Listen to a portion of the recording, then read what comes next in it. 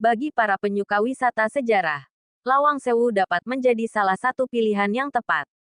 Sebab Lawang Sewu merupakan bangunan bersejarah yang dibangun pada zaman kolonial Belanda di tahun 1900-an dan menjadi saksi bisu dari peristiwa pertempuran 5 hari yang berlangsung pada tahun 1945 antara Angkatan Pemuda Kereta Api AMKA dengan tentara Jepang.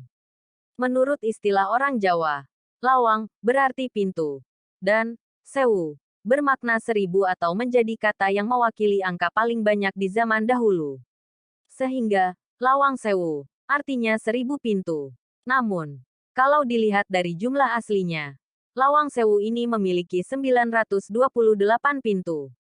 Hanya kurang 72 pintu saja bukan untuk benar-benar disebut sewu. Terletak di jantung kota Semarang, tepatnya di Jalan Pemuda. Semula Lawang Sewu merupakan kantor administrasi kereta api Belanda bernama Nederlands Indische Spoorwegmaatschappij-NIS. Gedung Lawang Sewu dibangun secara bertahap di atas lahan seluas 18.232 meter persegi dan dirancang oleh arsitek yang berbeda. Menurut keterangan salah seorang tour guide, Mas Aris, Lawang Sewu terdiri dari 5 bangunan. Proses perancangan awal Lawang Sewu dimulai oleh seorang arsitek asal Belanda P. de Rieu. Bangunan yang pertama kali dibuat adalah Gedung C yang difungsikan sebagai kantor percetakan karcis kereta api pada tahun 1900. Setelah P. de Rieu meninggal dunia, kemudian Prof.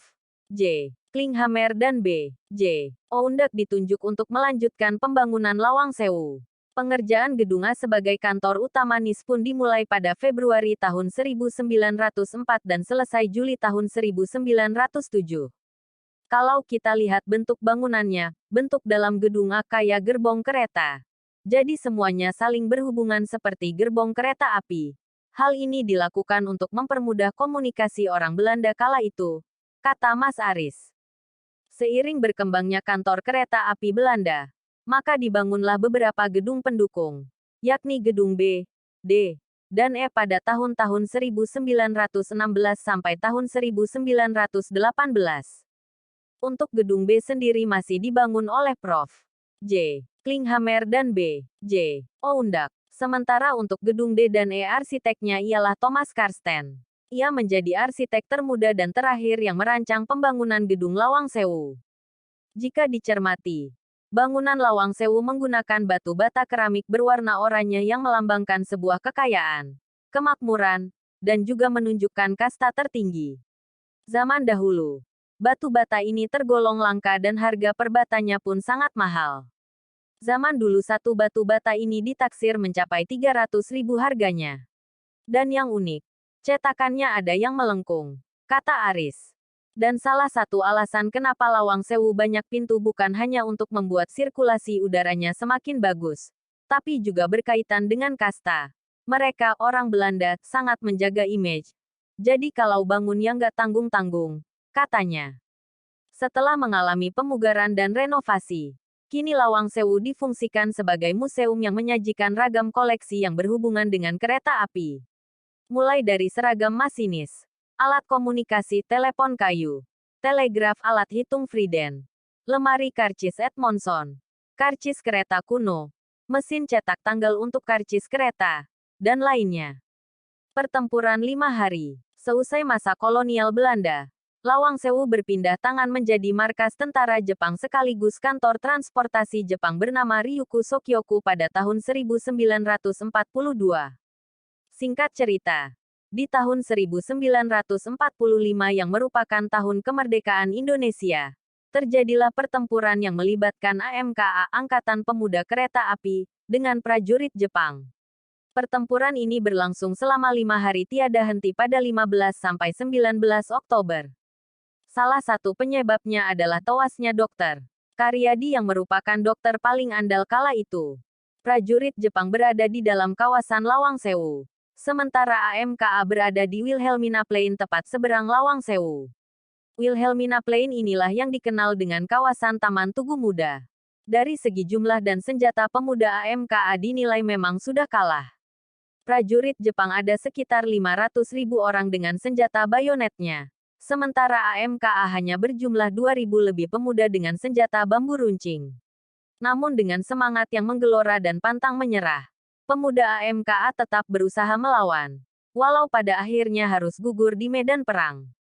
Kawasan Wilhelmina Plain ini dulunya dijadikan kuburan massal bagi pemuda AMKA yang meninggal. Namun, kemudian jasad-jasadnya dipindahkan ke makam yang lebih layak, yakni makam Giri Tunggal. Makam pahlawan dari pejuang AMKA, ujar Mas Aris. Berlatar sejarah inilah, pemerintah menetapkan Lawang Sewu sebagai gedung warisan bersejarah yang perlu terus dijaga dan dilestarikan. Protokol kesehatan di Lawang Sewu. Bagi wisatawan yang ingin mengunjungi Museum Lawang Sewu tidak perlu khawatir, karena pihak pengelola sudah menerapkan protokol kesehatan dengan baik. Dimulai dari pintu masuk yang menggunakan sistem elektronik gate, sehingga proses alur masuk pengunjung ke area museum lebih tertata. Tentunya, sebelum masuk ke area museum, pengunjung wajib untuk check-in di aplikasi Peduli Lindungi, lalu cek suhu tubuh, serta cuci tangan, dan tidak lupa selalu memakai masker. Harga tiketnya sendiri untuk orang dewasa Rp20.000 dan untuk anak-anak Rp10.000. Lawang Sewu buka mulai pukul 8:17 waktu Indonesia Barat.